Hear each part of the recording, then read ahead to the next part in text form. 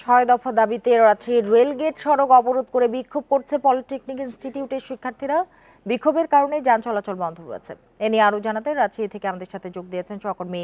মোস্তাফিজুর রহমান। মোস্তাফিজুর রহমান, শিক্ষার্থীরা যে 6টি দাবি জানাচ্ছে সেগুলো কি, আর আশপাশের সড়কে অবরোধের কারণে কি ধরনের যান চলাচলে ব্যাঘাত ঘটছে? বান্ডেল থাকলে প্রতি সেনমানিতে টাকা বাঁচবে। বিকাশ সেনমানি বান্ডেল কিনে জিতুন প্রতি লেনদেনে। টেকনিক্যাল বা কারিগরি যে শিক্ষার্থীরা রয়েছে তারা এটি মূলত এখানে স্থানীয় সমস্যা নয়, এটি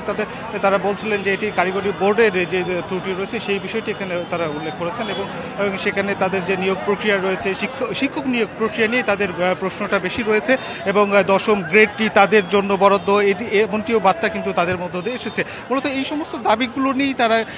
এই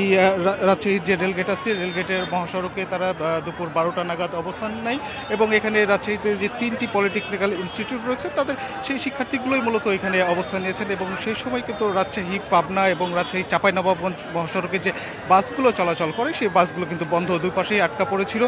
এর প্রায় ঘণ্টাখানেকের পর এই ঘটনাস্থলে কিন্তু আমরা দেখেছি যে সেনাবাহিনী এসছে এবং সেনাবাহিনী আসার পরে এই যে বাসগুলো ছিল তাদেরকে তারা একদিক দিয়ে বের করে দিয়েছেন এবং শিক্ষার্থীদেরকে তাদেরকে বোঝাচ্ছিলেন যে এখানে অ্যাম্বুলেন্স কিছু আর কি ছিল সেগুলো সেনাবাহিনীর হস্তক্ষেপে কিন্তু সেগুলো বের হয়ে যায় এবং এখন পর্যন্ত আমরা দেখছি যে মাঠে শিক্ষার্থীরা আছে এবং শিক্ষার্থীদের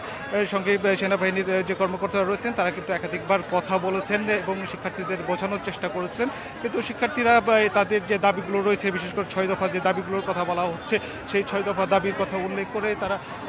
বলছেন যে তারা ততক্ষণ পর্যন্ত মাঠে থাকবেন যতক্ষণ না পর্যন্ত তাদের এই যে যৌক্তিক দাবি যে 6 দফা দাবির কথা বলা হচ্ছে সেই যৌক্তিক দাবি পূরণ না হবে ততক্ষণ পর্যন্ত তারা ঠিক এইখানে অবস্থান করবেন। আমরা দেখছি যে তপ্ত রোদের মধ্যেও শিক্ষার্থীরা কিন্তু বা এখানে যারা নারী শিক্ষার্থী রয়েছেন পুরুষ সবাই মিলেই কিন্তু তাদের যে একতা তাদের যে আন্দোলন তারা সে আন্দোলন করছেন এবং কথা হচ্ছিল সহকর্মী মোস্তাফিজুর রহমানের সাথে।